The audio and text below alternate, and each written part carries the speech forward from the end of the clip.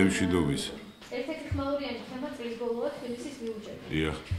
რომელსაც ბევრი დებატი მოყვა, მაგრამ მაინც არ არის კმაყოფილი ოპონენტები და ხმას არ უჭერენ ამ ბიუჯეტს. როგორია ეს ბიუჯეტი და არის თუ არა გათვალისწინებული შენიშვნები, რაც უმრავლესობასაც ჰქონდა? როგორი რამეა იცით, ოპონენტების კმაყოფილებაზე ნახდათ არ იყო ეს ბიუჯეტი ორიენტირებული, იმიტომ რომ მე ყოველთვის მივესალმები ჯანსაღ ოპონირებას. როდესაც ეს ოპონირება გადადის შეურაცხყოფის ფორმატზე, რაღაც ლოზუნგების ფორმატზე და ასე შემდეგ, ეს უკვე აღარ არის მისაღები და აღარ საინტერესო არ არის, მით უმეტეს ხალხი, რომელიც აბსოლუტურად არ იღებს მონაწილეობას არც ხმის მიცემაში, არც იზიარებს იმ პასუხისმგებლობას, რომელიც დაკისრებული აქვს თითოეულ წევრს, აქედან გამომდინარე, ხა ყველაფერზე გული შეგტკიოდეს და პასუხს არ აგებდე არაფერზე, ამაზე მარტივი არაფერი არ არის. რაც შეეხება ბიუჯეტს, ხა რატო იყო აჟიოტაჟი ატეხილი, ამაზე მე ვერაფერს ვერ გეტყვით და ვერ მოგახსენებთ, იმიტომ რომ ესეც ჩვენი ეტყობა თამდევი პროცესია, ყველაფერზე ვითუხთუხოთ, ყველაფერზე დუღილის ტემპერატურა ავწიოთ და ამით თვითკმაყოფილება განვიცადოთ. იყო ჩვეულებრივი მუშა პროცესი. იყო წინადადებების გაცვლა, იყო შემოსული პირველადი ბიუჯეტი, რომელიც განვიარეთ და რომელმაც კრიტიკას ვერ გაუძლო ჩვენი მხრიდან, აქედან გამომდინარე არ იყო ის ბიუჯეტი მიღებული და უფრო მოვითხოვეთ, რომ ყოფილიყო პროგრამულად ჩაშლილი და ყოფილიყო მიზნობრივად გაწერილი. რაც შეეხება ახალ ბიუჯეტს, ახალი ბიუჯეტი თითქმის განისაზღვრება 816 მილიონი ლარით, რომელიც მიმართულია და ამჟამადაც ორიენტირებულია სოციალური პროგრამების უზრუნველსაყოფად, ორიენტირებულია ინფრასტრუქტურის პრობლემების მოსაგვარებლად, ორიენტირებულია, ჩემო ბატონებო, ყველა იმ საკითხის მოსაგვარებლად პრიორიტეტში, რომელიც არის ჩვენ დედაქალაქში განათლება და ასე შემდეგ და ასე შემდეგ.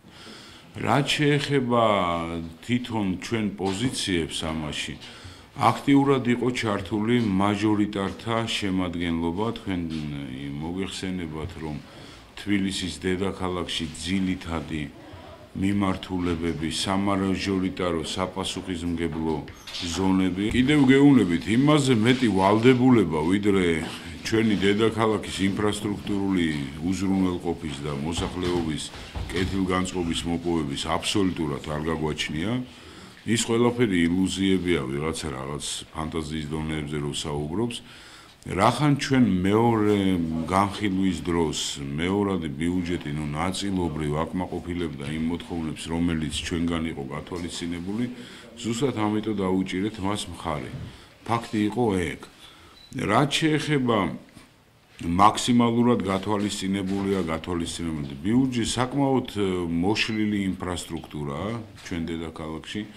საკმაოდ მძიმე სოციალური ფონია, ჩვენ გვინდა თუ არ გვინდა ეს ჩვენი ბრალი ნახდათ არ არის და არავის ბრალი არ არის, რომ სოციალურად გაჭირვებული მოსახლეობის პროცენტული რაოდენობა საკმაოდ დიდია, ამიტომ ძირითადად ეს ბიუჯეტიც ოპტიმალურად მიმართულია სოციალურ პრობლემათა უზრუნველსაყოფად, ჯანდაცვის პრობლემათა უზრუნველსაყოფად, აგრეთვე ინფრასტრუქტურული განხრა არის საკმაოდ რთული ჩვენთან, გამწვანების პრობლემატიკა არის დედაქალაქში და მაქსიმალურად რაც კი იყო შესაძლებელი ამ წლის ბიუჯეტის პროგრამით გათვალისწინებულად, მაქსიმალურად მოახდინეთ ჩვენი და მოსახლეობის ინტერესთან გათვალისწინება.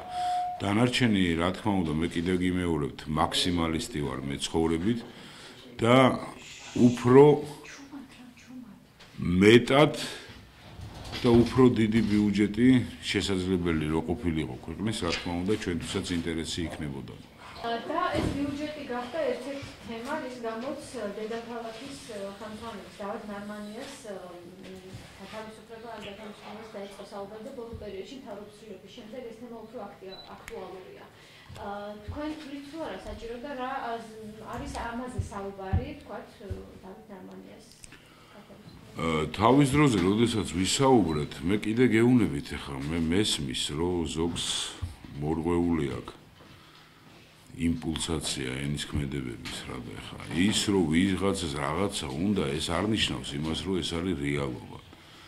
თუ გარკვეული თანამდებობის პირების ჩანაცვლება მოხდა მერიაში, ესეც არ ნიშნავს იმას, რომ რაღაცა პრობლემული საკმაოდ დიდი საკითხი იყო. ეს არის ჩვეულებრივი მუშა პროცესი, არის შემადგენლობა, რომელიც თავის თავში ვერ პოულობს უნარს გაგრძელების დაკისრებული მოვალეობის, არის შემადგენლობა, რომელიც ამ მოვალეობას სათანადოდ ვერ ასრულებს და აქედან გამომდინარე გადახალისება და ახალი შემადგენლობის მოსვლა ეს არ არის კატასტროფა, ეს არ არის ის, ბევრი საუბრობს იმაზე, რომ არ იყო თანამდებობის პირები და ასე შემდეგ და ასე. სტრუქტურულად პასუხისმგებელი ადამიანი, რომელიც არის მაღალ თანამდებობაზე, მას აქვს ვალდებულება, რომ დააკომპლექტოს მოადგილეებით, შემადგენლობით, როდესაც მისი არ ყოფნის დროს არის გამოკვეთილი პიროვნებები, რომლებიც ასრულებენ უფლება მოვალეობას და ასე შემდეგ. აქედან გამომდინარე რაღაც პარალიზება სამსახურეების არ ხდება, არ მოხდება და არც უნდა ხდებოდეს. ეს ჩვეულებრივი პროცესია, საორგანიზაციო საკითხი. ახლა ერთი ადამიანი, თუნდაც ხელმძღვანელი, რო გადის სამსახურიდან, ეს არ ნიშნავს იმას, რომ სამსახურს დიდი და ყვავილებიანი ბოქლუმი უკეთდება და დანარჩენი ბედნიერი სახით დადის. ეს რიგში არ დგას დავით ნარმანიას. დავით ნარმანიას ცვლილება ამ ეტაპზე არც დღის ეს რიგში, არც ვარაუდით, არც ღრუბლად არ მოდის და დანარჩენი ვნახოთ ახლა. არ ვიცი, თუ ვინმე რაღაც სიზმარი ნახა კონკრეტული იმას ვკითხოთ. ხელმძღვანელობის გადახალისება ეს არ ნიშნავს. დავით ნარმანია არის არჩეული მერი და შესაბამისად, ყოველ შემთხვევაში რაღაც ისეთის საკითხი, რომ ლულის ქვეშ გასორდეს, დღეს არ უდგას და აღდგომა და ხვალე რომ ნახოთ. და თქვენ როგორც მაჟორიტარი თქვენი რაიონის თემაზე უნდა გკითხოთ, ანუ ის საარჩევნო პირობა, რაც უნდა მიცემული, რა შეასრულეთ ამ მომხმარებლებისთვის, რა ვერ შეასრულეთ, ანუ რა გრჩება თავად. კი ბატონო, გეტყვით ახლა ამ მომხმარებლებისთვის პირობები ჩვენ რაც ქონდა გაცემული, მაქსიმალურად ვცდილობთ ყოველ შემთხვევაში, რომ ეს პირობები შევასრულოთ. არის რაღაც პერიოდი, რომელიც დარჩენილია იმ პერიოდზე, რომელიც საარჩევნო დაპირებებს მოიცავს. ძირითადად რა გავაკეთეთ? ძირითადად გავაკეთეთ ის, რაც უმთავრესია ჩემთვის, ახალი წლის ეპიცენტრი გადავიტანეთ სარაჯიშვილის მეტროსთან თავდებოდა დღემდე ახალი წელი, დანარჩენი ავჭალა იყო ხოლმე გაუნათებელი და შეგრძნება ახალი წლის არ იყო. ეს გავაკეთეთ, იქით გადავიტანეთ. წყალსაკანალიზაციო სტრუქტურის თვალსაზრისით რამოდენიმე ქუჩა უზრუნველყავით. უზრუნველყავით ინფრასტრუქტურული თვალსაზრისით რამოდენიმე ქუჩა საკმაოდ დიდები, მათ შორის ჩიქვანაია და ის, რომელიც პრობლემატური იყო ყოველთვის, დღეს გამართული საგზაო ინფრასტრუქტურითაა დაფარული და ასევე წყალსაკანალიზაციო სისტემით. სოფელი გლდანის ერთ-ერთი ნაწილი, რომელსაც არასდროს არ ჰქონდა წყალმომარაგების სისტემა, უზრუნველყავით 24 საათიანი წყალმომარაგების სისტემით. კულა გლდანელის სპორტული საჭიდაო დარბაზი, რომელიც იყო მიგდებული და მიტოვებული და მიუხედავად ადგილობრივი მოსახლეობისა, მოთხოვნისა, აბსოლუტურად არავინ არ აქცევდა მას ყურადღებას, არადა ეს არის საკმაოდ ისტორიული შემადგენელი, რომელიც თავის დროზე აფინანსებდა ვაჟა-ფშაველას სწავლას პეტერბურგში, დღეს დაიწყო სარეაბილიტაციო სამუშაოები და კულა გლდანელის ამ სპორტდარბაზის რეაბილიტაცია. განათების თვალსაზრისით რამოდენიმე ქუჩა, რომელიც სამკვიდროდ იყო უკუნისთვის განწირული, განათდა. არის გრჩება ძალიან ბევრი რამე, იმიტომ რომ არის შემოერთებული რაიონები, მათ შორის ზაღესი, მათ შორის ჩემო-კარგებო სხვადასხვა მიმართულებები და ეს ყველაფერი ინფრასტრუქტურულ მოწყობას საჭიროებს, იმიტომ რომ გლდანი საერთოდ მიუხედავად იმისა, რომ არის საკმაოდ მრავალრიცხოვანი მოსახლეობით დასახლებული, ამავე დროს არის საკმაოდ ინფრასტრუქტურული თვალსაზრისით, სოციალური თვალსაზრისით არის საკმაოდ მძიმე გარემო. აქედან გამომდინარე, ჩვენ საკეთებელი საკმაოდ აგვაქვს და ეს საკეთებელი ზუსტად მაგაზე ორიენტირებული, როდესაც ვიღაცა რაღაცას საუბრობს, ჩვენ კიდე გეუბნებით, ჩვენ გვაქვს პასუხისმგებლობა აღებული, გვაქვს აერზე გასროლილი პირობები არა და ამავე დროს მარტო გულშემატკივრობით არ შემოვიფარგლებით, ჩვენ გვაქვს გარკვეული პასუხისმგებლობა, რომელიც გამოიხატება გულშემატკივრობის გამოხატვაში და აქედან გამომდინარე ვაკეთებთ იმ ყველაფერს, რომ მაქსიმალურად ორიენტირი გავაკეთოთ იმაზე, რომ ადამიანებს მივცეთ იმის შესაძლებლობა, რომ განცდა იმის, რომ დედაქალაქში ცხოვრობენ, არ მოერღვეთ. სპორტული გამაჯანსაღებელი კომპლექსების მიმდინარეობით მიდის მუშაობა, ახალგაზრდული ცენტრების მიმდინარეობით მიდის მუშაობა, ბაღები, პატარა ბავშვებისთვის ბაგაბაღები, რამოდენიმე ბაგაბაღი იყო გასხვისებული და გასხვისებული იყო პირად საკუთრებაში. ჩვენ პირად საკუთრებას, რა თქმა უნდა, ვიცავთ და პატივს ავცემთ, მაგრამ ფაქტობრივი მდგომარეობა იყო ის, რომ პარტიული ელიტა უფრო სარგებელს ნახულობდა, ვიდრე ორიენტირი იყო ამ მოსახლეობაზე და ეს ყველაფერი გამოსასწორებელია, ეს ყველაფერი უზრუნველსაყოფია, მაგალითად სოფელ გლდანში 400 ბავშვი 400 ბავშვამდე საბავშვო ბაღის გარეშეა დარჩენილი და ასე შემდეგ და ასე შემდეგ. ამიტომ ეს პროცესები საკმაოდ რთული და მძიმეა, მაგრამ იმედსაც ვიტოვებთ და პრინციპული ხედვაც გვაქვს იმის, რომ ეს ყველაფერი გამოვასწოროთ. და კიდევ ერთ კითხვა, რომელიც უკავშირდება მთავრობაში ცვლილებებს, პრემიერ-მინისტრი და ვთქვათ, უნდა იყოს სავარაუდოდ ახალი მინისტრთა კაბინეტი. ხო, მე როგორ გითხრა ახლა, მე საკმაოდ კრიტიკული დამოკიდებულება მაქვს ბევრ ამის მიმართ.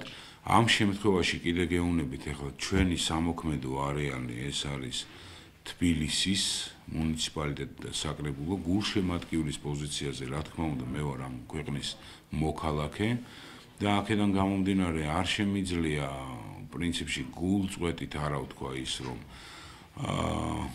ყოფილმა პრემიერ-მინისტრმა მიიღო გადაწყვეტილება გადადგომის შესახებ, ესეც გახდა ვიღაცეებისთვის დამატებითი საჭორაო რესურსის გამოჩენის საშუალება, მაგრამ ფაქტი არის ეს, ამ ახალგაზრდა კაცმა მიუხედავად თავისი ახალგაზრდობისა საკმაოდ ბევრი რამე შეძლო, გვინდა არ გვინდა, მაგრამ საქართველოს სახელმწიფოებრივ ყოფიერებაში და წყობაში მან უკვე დაიმკვიდრა რაღაც პოზიცია და ადგილი, როდესაც ქვეყანას განესაზღვრა რაღაც მიმართულებები. რაც შეეხება ახალ მინისტრთა კაბინეტს და მათ ხელმძღვანელს, რომელიც არის წარდგენილი, რა თქმა უნდა, მე მინდა უსურვო წარმატებები მათ და მე მინდა უსურვო ის, რომ ის განცდა, რომ ყველაფერი უკეთესობისკენ მიდის, არ მოგშლოდეს და ფაქტობრივად ეს ჩნდებოდეს კიდეც. საუბრობ არის პოლიტოლოგები, პოლიტიკოსები შეფასებით, ანუ ეს არ იქნება ცვლილებები, თუ მთავრობაში რამდენიმე ცვლილება კიდევ არ განხორციელდა და არ შეეხო, ვთქვათ, შედარების ცუდ სამინისტროებს. ხო, მე მიუხედავად ბევრი რამის ცდილობისა, მაინც ვერ ვირგებ ამ პოლიტიკოსის საბურველს, სიმართლე რო გითხრათ, მე უფრო ჩემ ხედვაში და ჩემ განსაზღვრებაში ვარ სწორხაზოვანი და აქედან გამომდინარე მე შეიძლება პირდაპირ გითხრათ. ყველაფერი რაც ხდება იმისთვის, რომ იყოს უკეთესობა, მე ამის მჯერა და მე ამ მიმართულებით მივდივარ. რა იქნება, როგორ იქნება, ვისი ბებია, ვის რას გადაარტყავს, ეგ უკვე შემდეგისთვის გადავდოთ რა.